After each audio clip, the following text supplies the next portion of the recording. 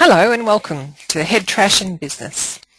So we're discussing the impact of your unconscious blueprint on your workplace dynamics. I'm Sue Lester, Head Transition Coach and author of The Face Within, How to Change Your Unconscious Blueprint.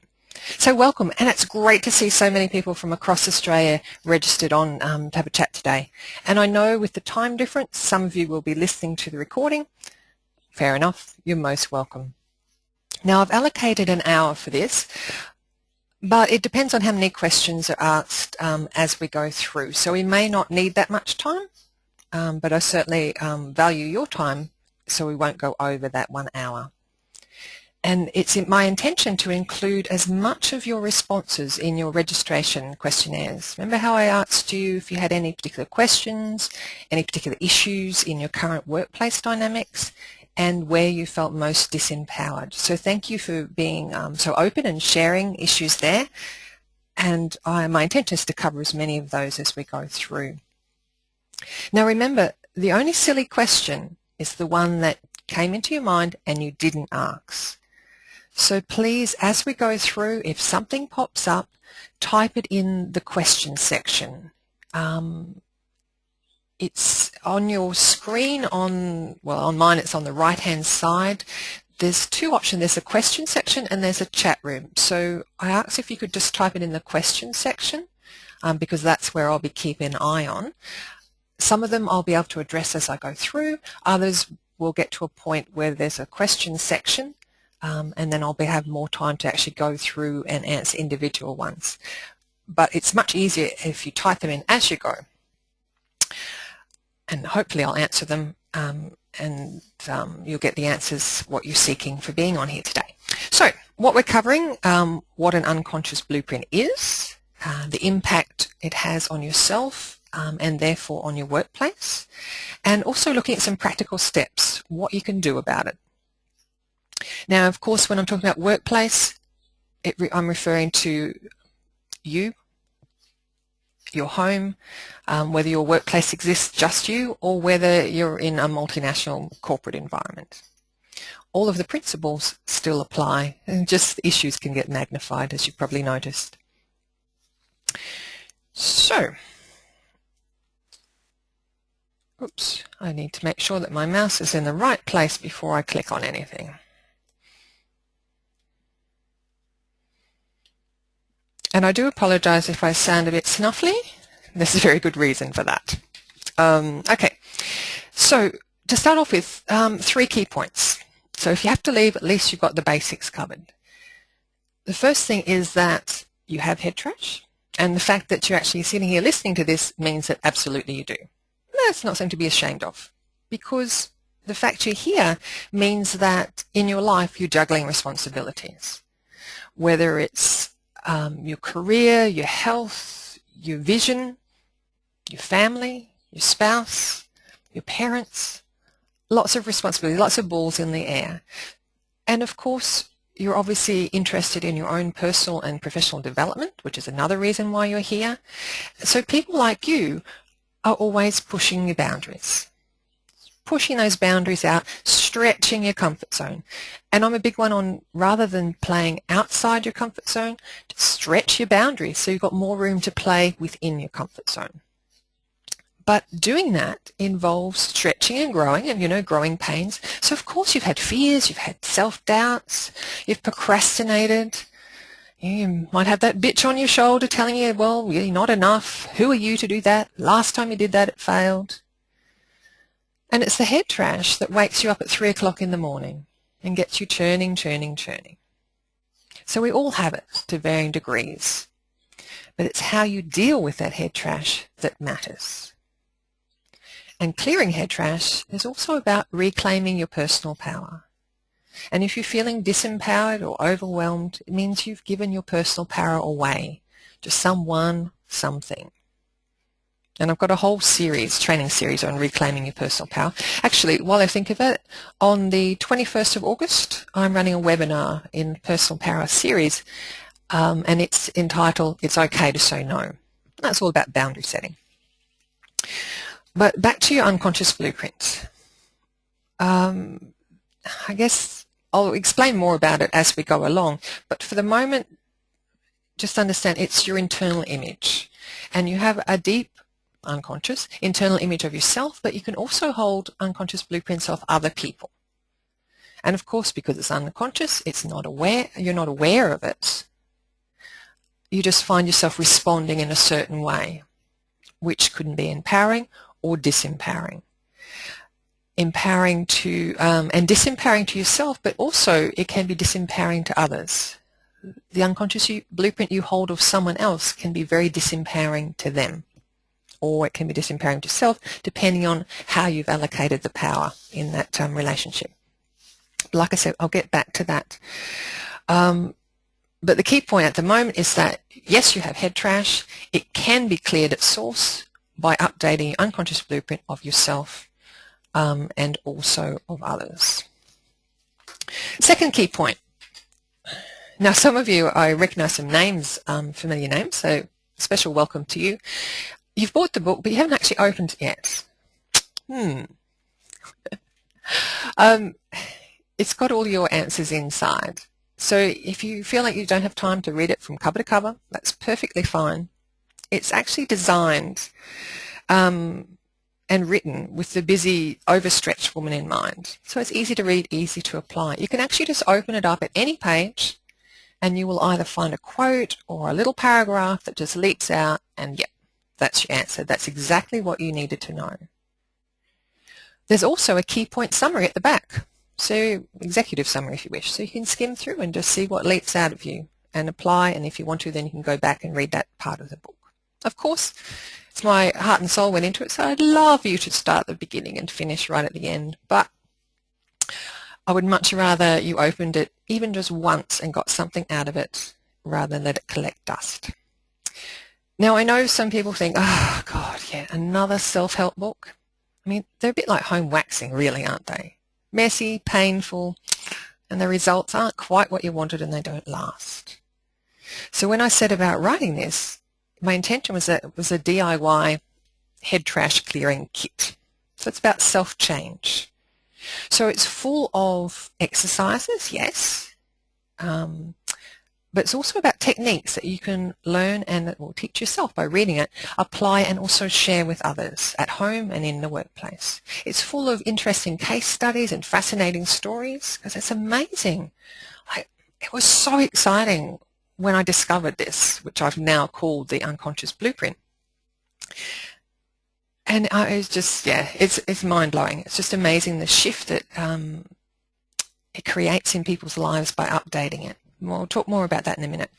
So in there, it absolutely teaches how to identify and also how to change your unconscious blueprint. The method in the book is not the one I use when I'm doing one-on-one, simply because you don't have the skills and that particular technique doesn't work when you're doing it to yourself, if that makes sense. But the method I do have there can absolutely work for you. And the whole book is designed to help you clear head trash across all areas of your life. So there's a section on relationships, on personal power, on wealth, on managing weight, weight management, pain and disease, all the different areas that you need to move forward. And of course, it's how you show up in the workplace that makes all the difference to your working life and your day-to-day functioning.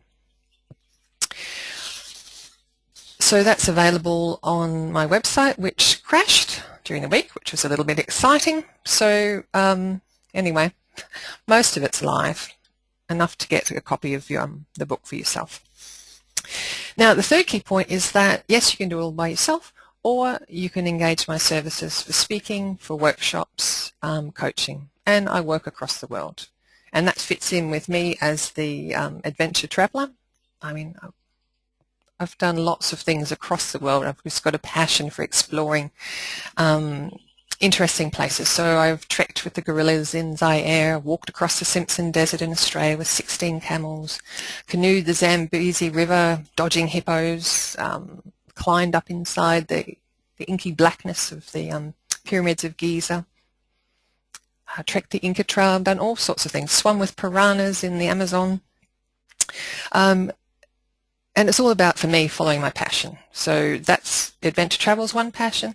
The other passion is getting the mindset shifts, working with people, and the absolute thrill it comes for me to see people transform themselves and therefore their lives.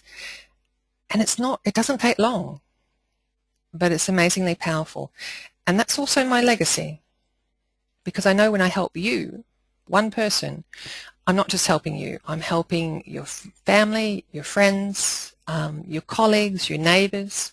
It's that ripple-on effect, and that's become my legacy. So back to, so just know that I'm there to help you in any way that you need me to help you. And I'm very much about peace of mind, so that's gaining the clarity, confidence and motivation to keep you moving upwards in an upward spiral. Okay, and my contact details are there. So that's the 3 key points. Now, let's go into it a bit more depth. Okay, so when I talk about your unconscious blueprint, the work I do is very much at the deep unconscious level, because that's where lasting change happens. And you may be aware that our conscious brain is only 5 to 10%. Our unconscious or subconscious, depending on what term you want to use, represents about 90 to 95% of our capacity. So there's a lot that is operating automatically. And I mean, obviously, the ability to breathe, blink, grow new cells, shed skin, grow your hair, all of that. You don't have to consciously remind yourself to grow your own toenails. It's happening at that unconscious level. So there's a lot of power there which is not tapped into. And I like to refer to your conscious mind as the captain on board your ship of life. That analogy works really well in so many scenarios. And then, of course, below deck are your crew, your unconscious mind. And it's all about alignment, because if your captain and crew are disagreeing, your ship's not going to sail smoothly. You're not going to survive the storms and the rough seas. You sink, basically. And some of you may feel like you've already sunk and you're in the lifeboat waving, blowing that whistle. Now, your crew have a map, and that's what I call your unconscious blueprint. Because what happens when we're processing information coming in through all our senses, and I'll go into this in a bit more depth later on, basically our beliefs, our memories, and our internal images of ourselves are stored as pictures, the most efficient way to store lots of data. So your unconscious blueprint of yourself is the data, the map that the crew are running off. So when you're on full sail to business success or wealth land, your crew have this map that they're running off, and that's their guide to decision making, to speed, to risk taking. All of those factors are part of your unconscious blueprint. So if it's actually a disempowering one, well then your ship isn't going to sail as smoothly or as fast to where you want to go. There's going to be lots of obstacles, lots of delays, maybe run aground every so often.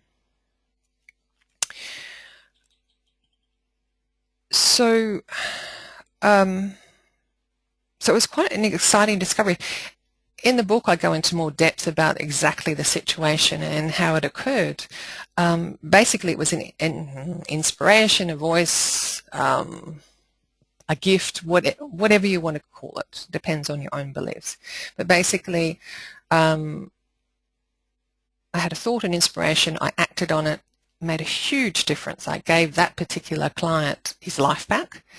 And since then, over the years, I've been exploring how it shows up in different people, in different scenarios, the different types of unconscious blueprints there are, and the different ways you can change and update. So it's actually been an absolutely fascinating exploration. But the thing is, it's such a profound, you make such profound shifts, but it's such a simple process and such a short amount of time to actually make that shift, which is the exciting part of it. So let's look at some examples. That might be the easiest way to explain it. And in the book, I've got lots of case studies, examples of different ones. So I'll use a couple of different ones. So the impact of disempowering unconscious blueprints. Yeah, pain in the neck. and you might be able to totally relate to that photo. Who we talk about? Andrea. Okay, so, and of course I'm not using real names, and I will mix up stories just to protect people's privacy. But there's commonality across all of them because that's who we are. That's our human nature, and we're all involved in stretching and growing. So when Andrea first came to me, she said that she really struggled going to networking events, business functions, because she always felt like she was looking up at people. And so you might think, oh, well, she's very short. And of course, if you know me, I'm quite tall, so of course she'd be looking up at me. It wasn't that at all. She's actually a bit above average height, but inside she always felt she was looking up to people. She really struggled to drive anywhere by herself and certainly couldn't do more than 30 minutes in the car alone. Traveling overseas was one of those wistful dreams that she had, but there's no way she could ever do that. No, that just wasn't possible in her world. And in terms of her business and her interactions, there was a lot of, oh, I should do this, oh, I really need to do that, but not much action happening. And of course, she was feeling quite bad about herself because she felt like she had a purpose, a mission, something to get out there, but she was holding herself back. And when we went in and had a look at her unconscious blueprint, it was actually of a 6-year-old. And she's 48. So 6-year-old, 48, it makes sense, doesn't it? If your crew are sailing your ship of life to a map of a 6-year-old, that's very different to the map of a 48-year-old, which explains why she really felt like she was looking up at people, because the crew actually were. It was like the 6-year-old just looking up at people, going, wow, I wish I could be grown up like that. So once we updated that, the shifts were amazing. All of a sudden I got a call saying that she needed to change her coaching session because she was driving herself to the Sunshine Coast, which was actually 3.5 hours drive from where she lived. And her husband wasn't able to go with her this time, so she was driving herself. And I heard back afterwards she checked herself into a hotel, and she'd never done that before, couldn't even imagine doing that before. Set up her stand at this trade show. At the last minute, she was asked to do, got a speaking gig, a chance to stand up in front of the audience and share her message. And she was able to do that. So she was just blown away. And then she suddenly realized that, oh, she had, I think, a cousin living in Asia. She could go and visit him. And so she started organizing this overseas trip for herself and her husband. And it happened in, these massive changes happened in such a short period of time. Just from one simple process. Then there's John. Now, John is actually extremely successful in his business, very wealthy. But it's quite interesting. He's absolutely hopeless, or he was absolutely hopeless when it came to inviting someone out. Like the thought of asking someone out for a date just turned him to jelly. And when we had a look at his unconscious, and there was another thing too. He was getting quite stressed with the business. It was like it's getting harder and harder to keep up the progress. So when we had a look at his unconscious blueprint, he had two actually. One was of like a business identity, but in his late 20s, early 30s, around that age, and John was early 50s, I think, from memory, when we were working together. And then he had another deeper unconscious blueprint, and it's not uncommon to have two, and that was of a rather dumpy, spotty Coles trolley boy. So those two explain, because the business success yet up to a certain point, but then he was lacking the maturity to keep and expand his business and keep that growth happening. And then the spotty little Coles trolley boy, well, that's not very sexy or appealing. which is why that was where his reaction and his inability to ask women out on dates came from. So once we updated both of those, well, actually, what we do is we take the positive, the powering characteristics of the earlier images and bring them forward and update it like that. So you're not losing anything, because sometimes people have an unconscious blueprint which is considerably younger than themselves, but there's lots of good things around it. So there's the carefree, there's the curiosity, the enthusiasm, the spirit of adventure, all those exciting things which you don't want to lose. So you want to bring those forward and combine them with the maturity of the experience, and then it's a really powerful combination. So we want to leave the spotty insecurity, but the energy of a teenage boy, very useful. And combining the experience, the risk-taking, but temperate with the maturity and the confidence to move forward. So that was quite a powerful combination for John. And then there was Frida. Now, she was tracking along okay, but she felt her image was holding herself back, and she struggled and struggled with her weight. And when we checked inside, her unconscious blueprint was actually of a confident businesswoman, but one that was overweight and dowdy. Fat and frumpy were the words she used. So we needed to update that, so all of the powerful parts of that unconscious blueprint, we just slimmed her down to the slim, confident her that was inside. And once we did that, she found it easier to shed that weight and just move forward in the way she wished. So there's some examples of how it can come into play, and like I said, there's loads more in the book as well. Now, some signs that you might have a disempowering unconscious blueprint. You find yourself holding on to the past, replaying things that happened and about how someone did something to you or an event happened, and therefore you're unhappy now, therefore you're not a success now. You're blaming the past. Or you might find yourself going out in the future and doing those what ifs, so you're actually afraid of the future. You don't believe that you have the capability to actually do that thing that you want. I mean, who are you to have that success? Who are you to stand up and be noticed? So going along with that, you have that lower self-confidence, and at a deeper level, and you might have noticed this, sometimes people come across as really confident on the outside, but inside there's a low self-worth. People respond in different ways. Some people put up a big front, so whenever you see them, they're bright, bubbly, cheerful, yay! But inside, they're just this quivering little mess, hoping they don't get discovered and be spotted as a fraud. Other people will just hide themselves away and not even take that risk. And you imagine if you've got an unconscious blueprint of a 10-year-old, for example, or of a teenager, you know, there's bouts of bravado, and then there's the insecurity. It's that pushing and pulling, that struggling the whole time.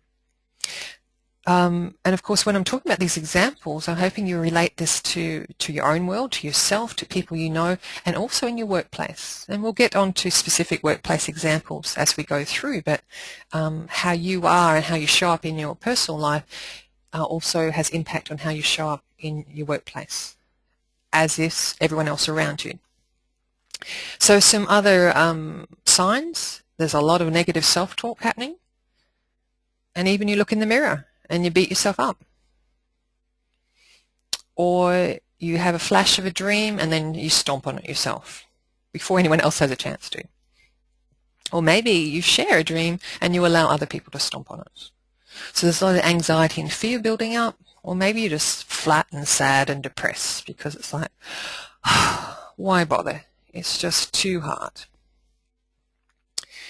So your identity, you might notice that you're actually playing small. So perhaps you started a business at the same time as other people. So, you know, you all graduated together or you all started at the same time, and they're flying ahead.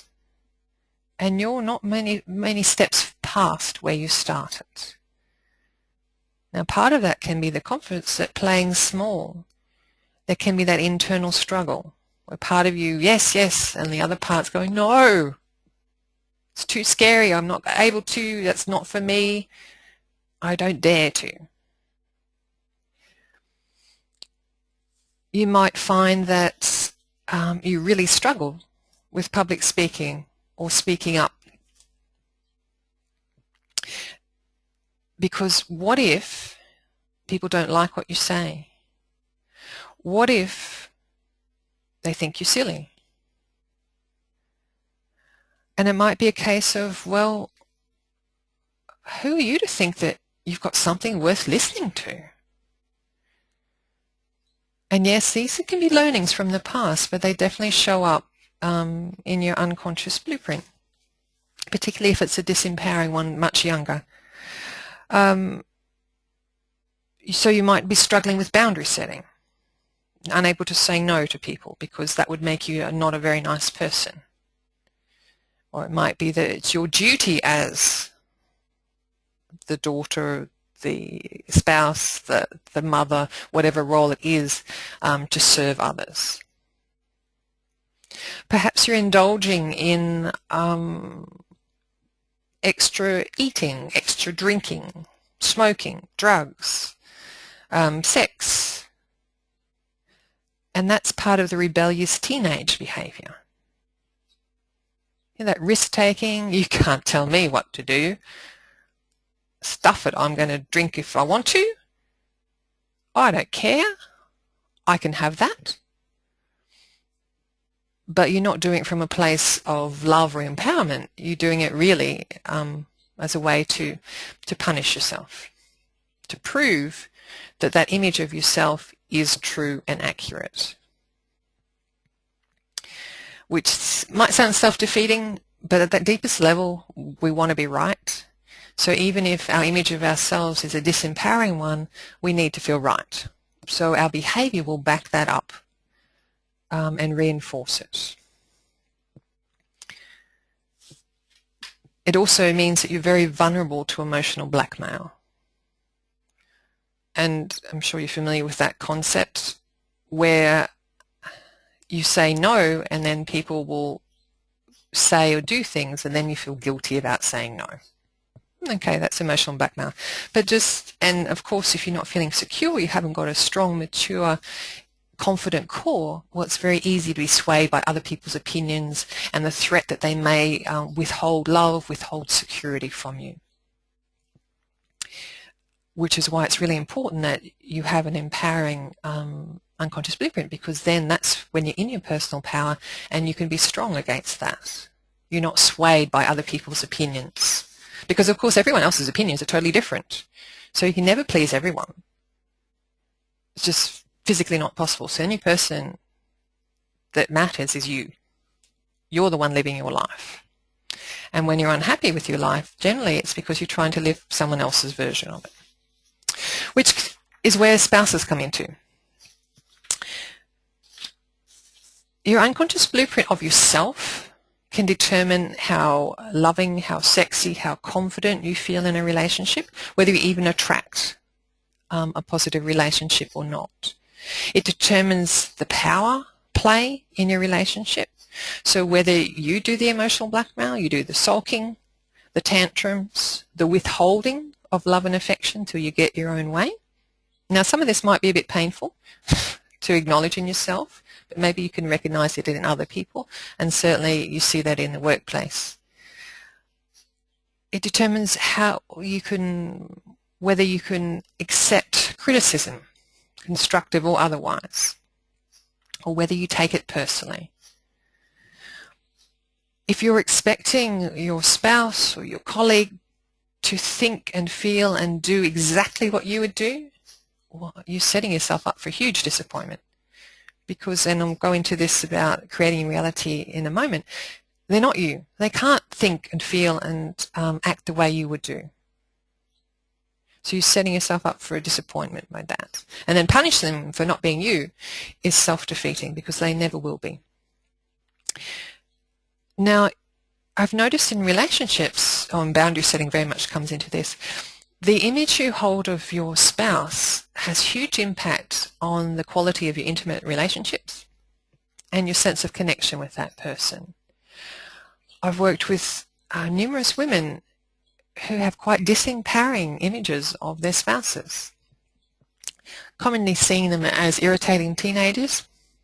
You know, the ones with the trousers halfway down their backside and the attitude. Hardly a turn on, and something that needs to be nagged and mothered and beaten into shape. So very disempowering, and that's an example of a disempowering unconscious blueprint of someone else. Because how can your man step up and be a man if you're treating him like a teenage boy, just like his mother used to? And of course, I was going to say, of course you don't want to have sex with a teenage boy, but you may. It depends how attractive he is. And that's getting into deep water, so I'll just leave that alone. But you can get what I mean about your image of them and whether you're empowering them, allowing them to step up and be the very best them they can be, or whether your image is influencing your behavior, your attitude, and you're actually disempowering them. And then you get cranky because they don't step up and be the man that you want them to be.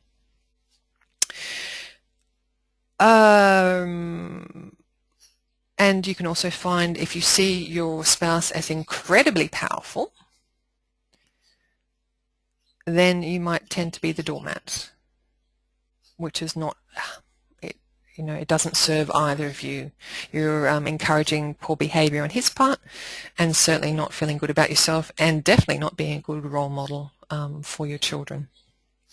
Now, if you're actually working in a business with your partner, well, that's a whole different kettle of fish. All of that comes through, but it's crucial to successfully work with your partner that you have distinct, defined roles within the business. So then there's no stepping on each other's toes. So you define the roles and responsibilities and respect that.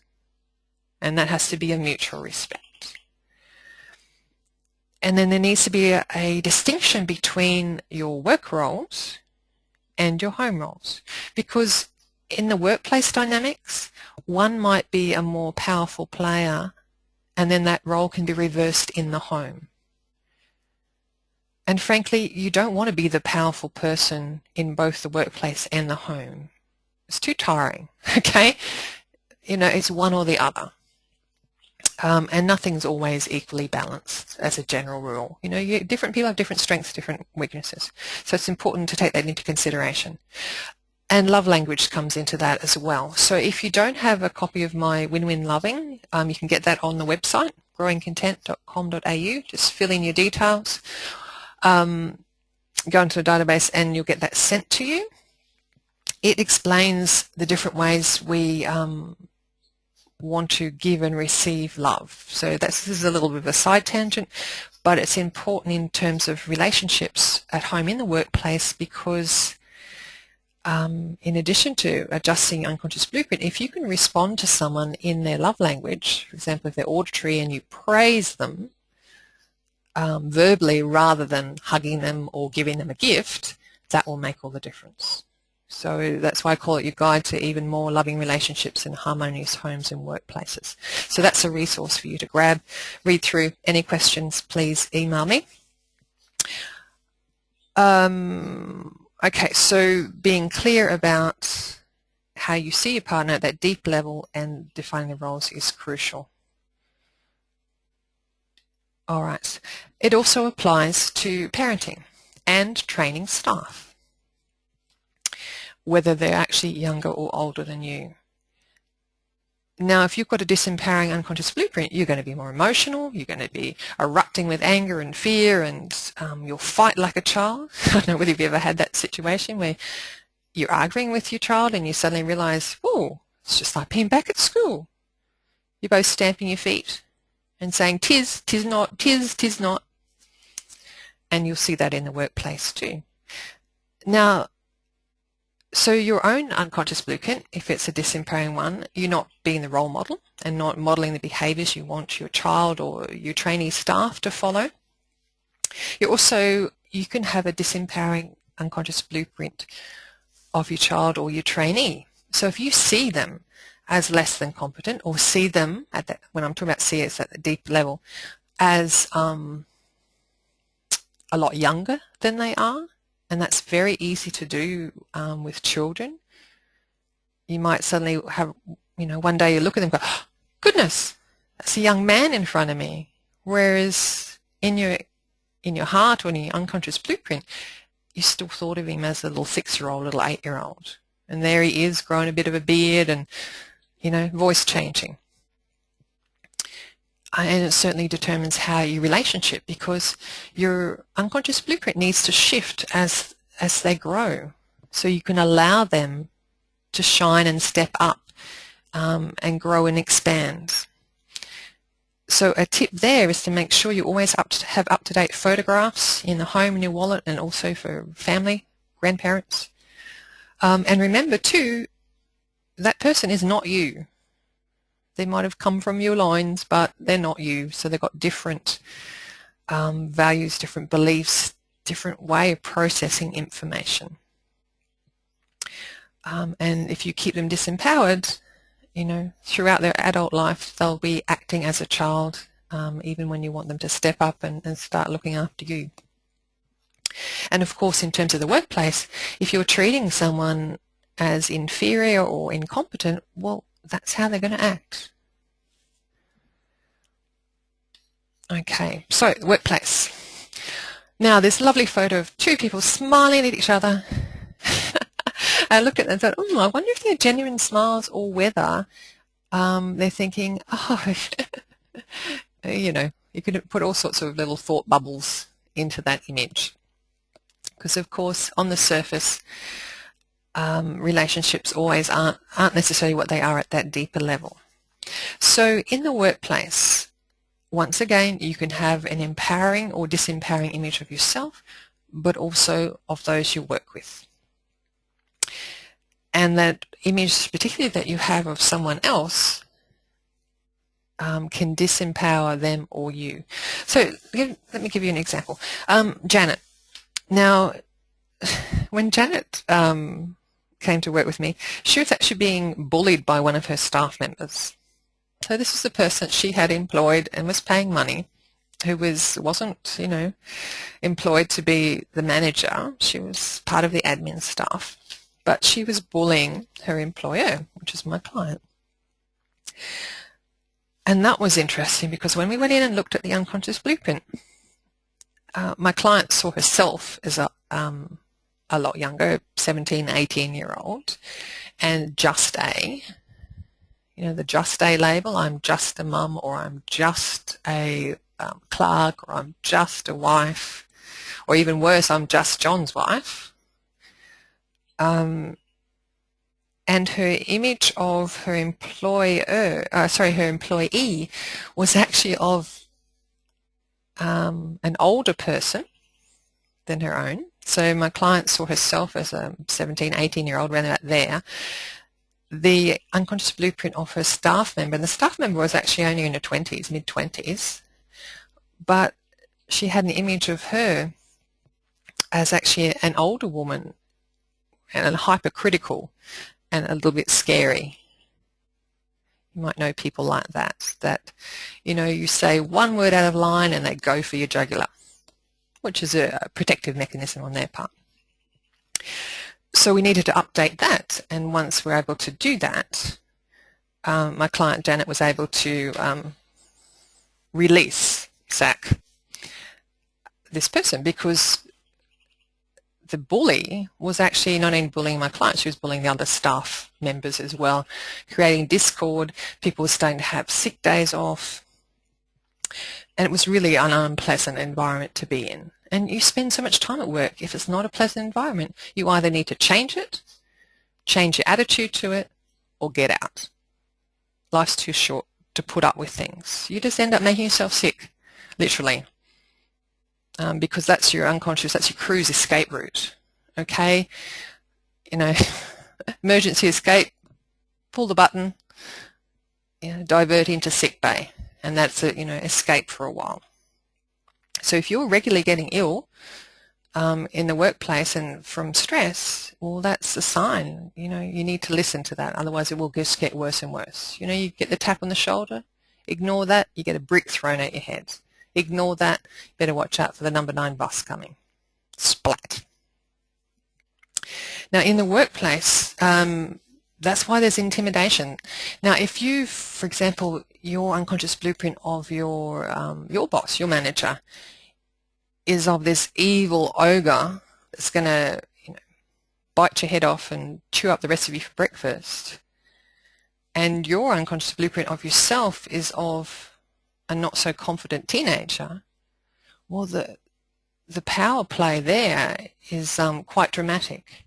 Whereas if you update it so you're the, I don't know, 35-year-old that you are, and your manager is the 40-year-old that she is, you're more on the peer level. Yes, she's got more experience.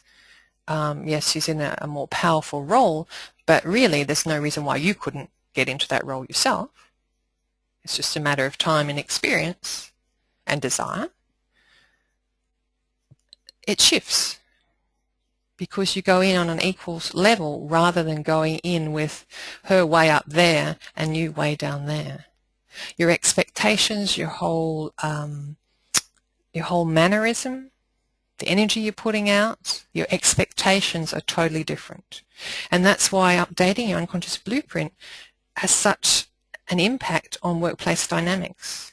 Because it only takes one person to change the dynamics. And you've probably seen that where some person leaves and it's like, oh, or some person comes in and it's, oh, used to be such a nice place, but now.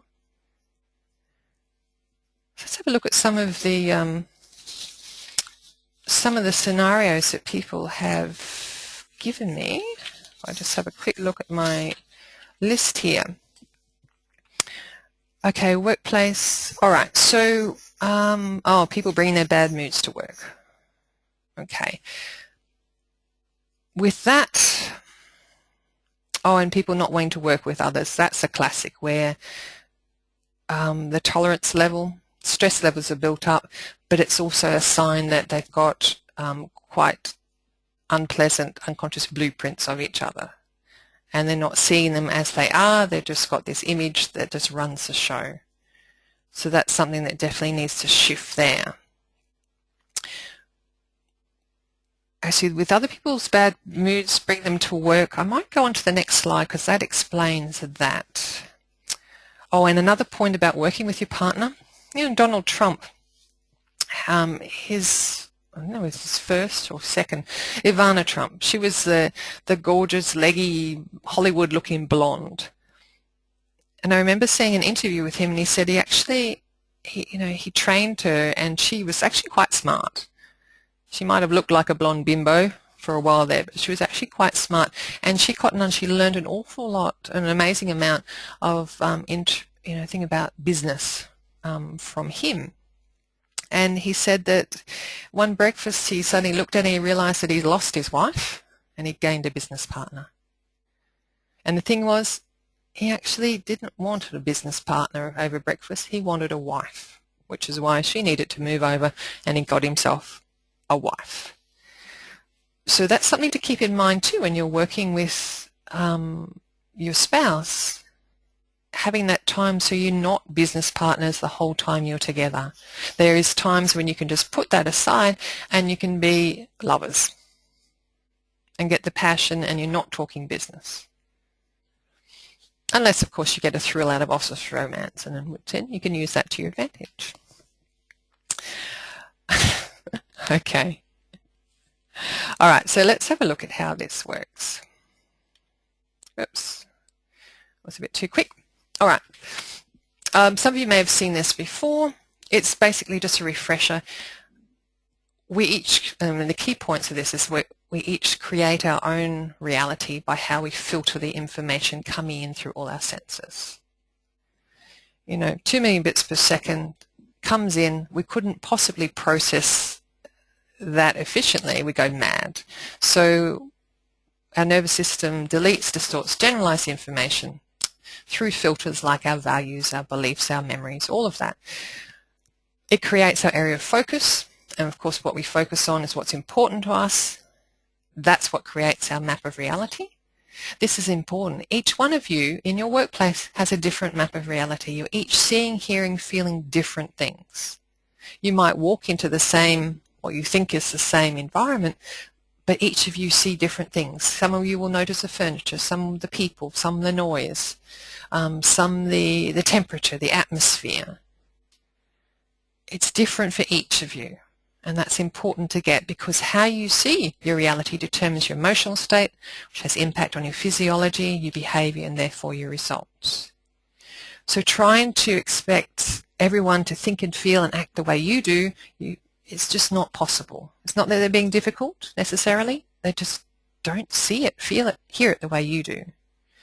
So in the workplace, when people have irritating habits that really annoy you, and it might be around their manners, it might be that they don't clean up their coffee cup, or that, I don't know, talk too loudly, or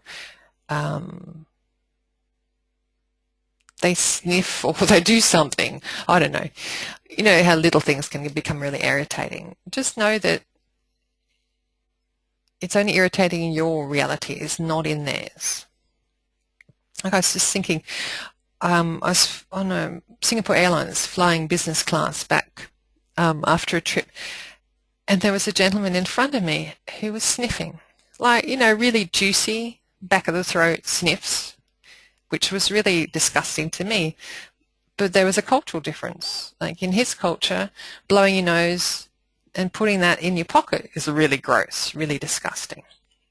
So different realities. So I had a choice. I could either let his sniffing drive me up the wall and make me want to throw up, or I could choose to either take action, ask to be moved to a different seat, or tune it out. You know, put the headset on, turn the volume up, or choose to focus on something else. So you always have a choice how you respond. You're not powerless.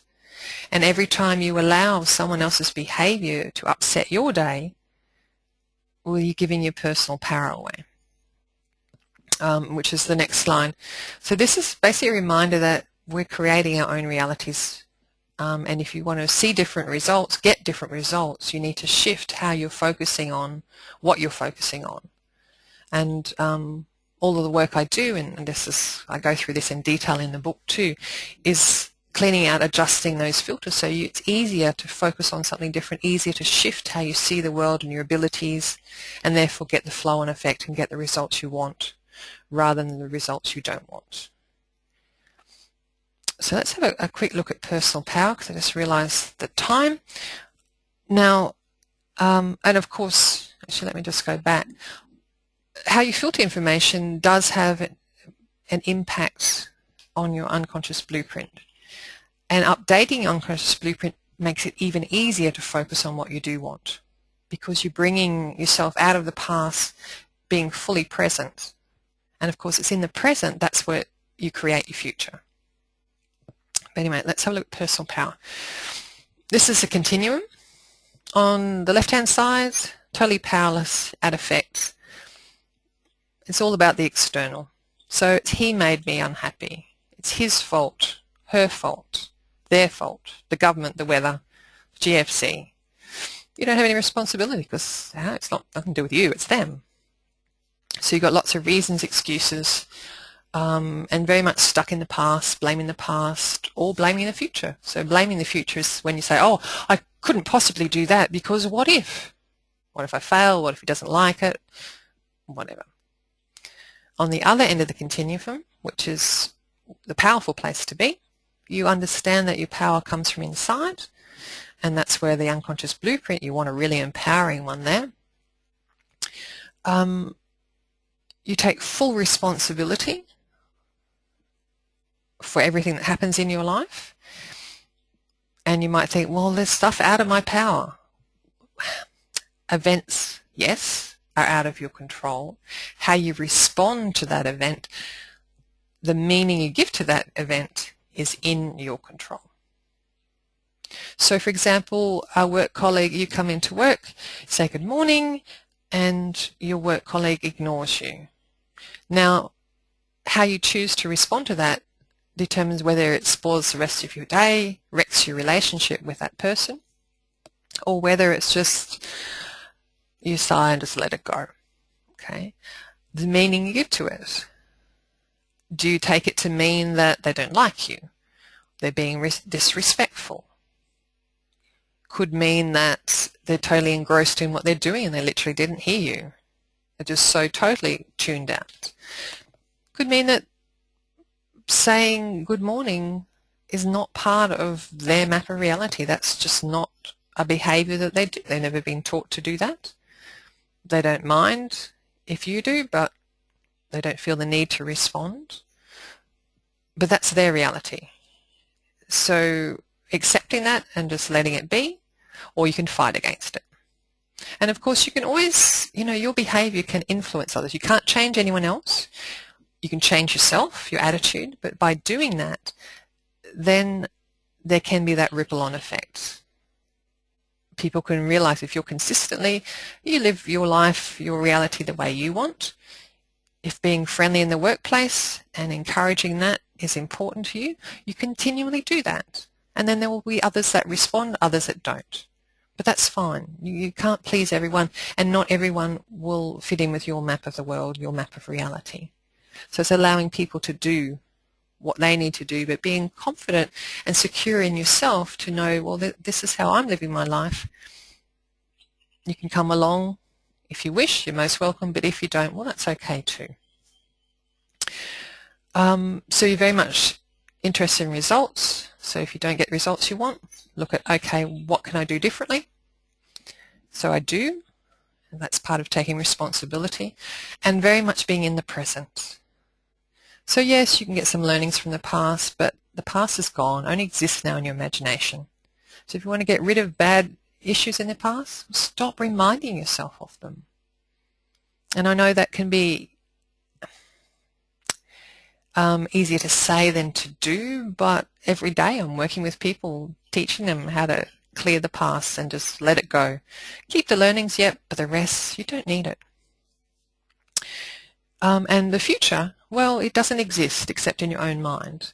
So yes, you want to go out in the future, be clear about what you want to see, so then you can take action in the present. And yes, you can go out in the future and imagine negative scenarios, but only from the perspective of, okay, so if he says this, then my response will be bang, bang, bang, and then that will help me get the results I want. So it's going out there imagining different scenarios, but only from the perspective of working out a plan of action. So then you can be secure knowing as you go out in the future, well, if that happens, I've got this in my toolbar. If that happens, I'm prepared for that. And then that increases your self-confidence too. Because you're not just telling yourself scary stories, you're telling yourself scary stories with a happy ending. So the hero faced that challenge and then she came out with it by doing blah, blah, blah. Okay? You want that happy ending to the scary stories. But what often happens is that you go out in the future and spend a lot of time telling yourself scary stories that have unhappy endings, which then builds up your anxiety, disempowers you. And of course, if your unconscious blueprint is an empowering one, in your full power, then it's much easier to do this. Okay. Just having a quick look through.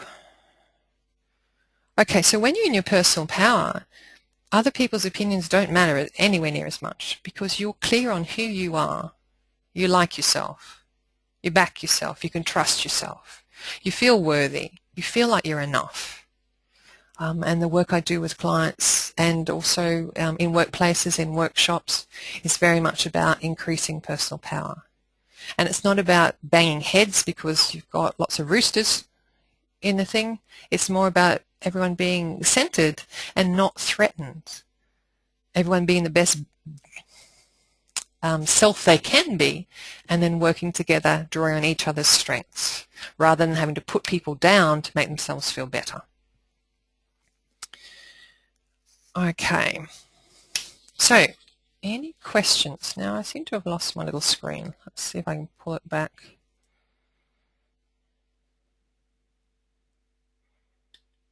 No?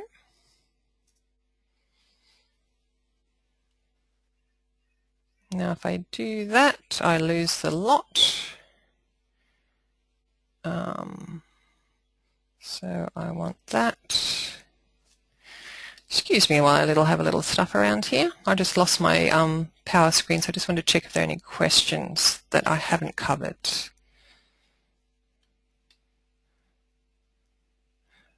And it looks like I pretty much covered everything in the list. And I'll get that back up. There we go. So you don't need to see my working. Okay, so in terms of summarising all that, and of course if you've got questions that come up afterwards, just please email them through to me. More than happy to answer them individually.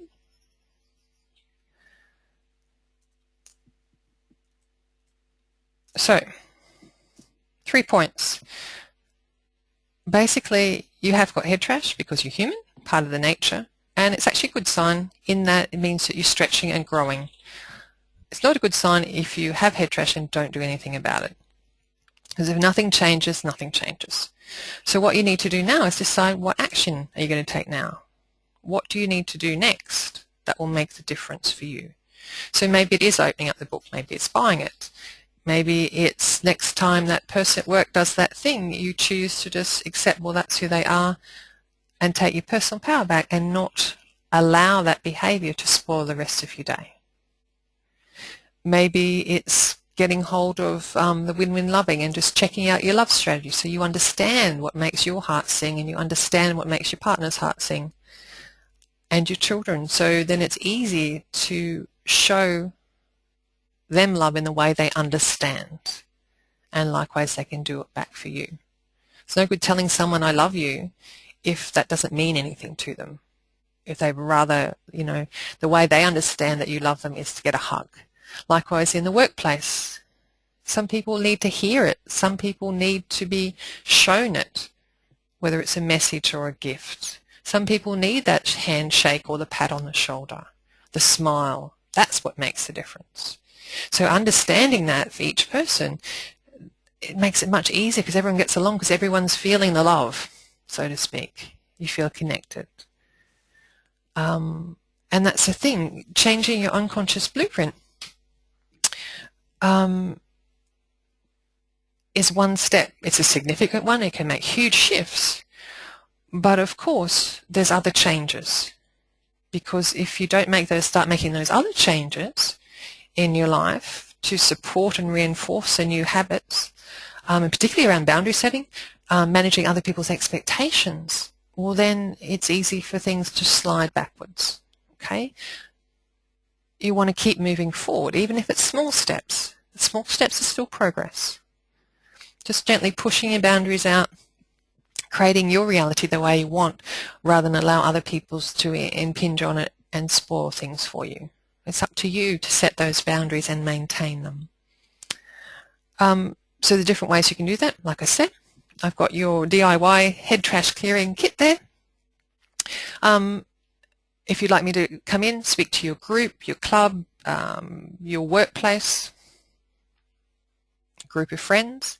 I run workshops as well, which are practical. We actually do processes to do the shifts and changes. Things like de-stress for success, ditch the bitch, which is all about changing self-sabotage into self-motivation. Do communication with connection, self-leadership first. There's a whole range of things which I can also tailor-make to your group. And of course I do coaching, one-on-one and group coaching worldwide. And looking at setting up workshops and programs for expats in various countries as well. So you can email me for more information or give me a call. And as a reward for those who you hear on live, a special bonus, if you'd like to book a 1-hour internal image update with me, so that's where we go in, we update your unconscious blueprint, we update one for a significant other. We do that in the hour. If you purchase that, you get a free gift voucher, which is a problem-dissolving 30-minute session for yourself or someone else. Makes a beautiful gift for Father's Day. Plus you get an MP3 of that process that you can keep doing over and over again. And that free gift is worth, well, the recommended retail price is $117. So that's yours for the first 5 who want to SMS or email me. And I can hear some of you on the recording saying, I missed out. Well, you never know what happens if you ask. So give me a call or email me and I'll see what I can do for you. So if there's no more questions, it looks like I've covered everything on the list that people have asked. That's all for today. So enjoy the rest of your day. Until we meet again, remember, just let go and grow. Life's too short not to. This is Sue Lester, Head Transition Coach from Growing Content, wishing you a beautiful day. So bye for now.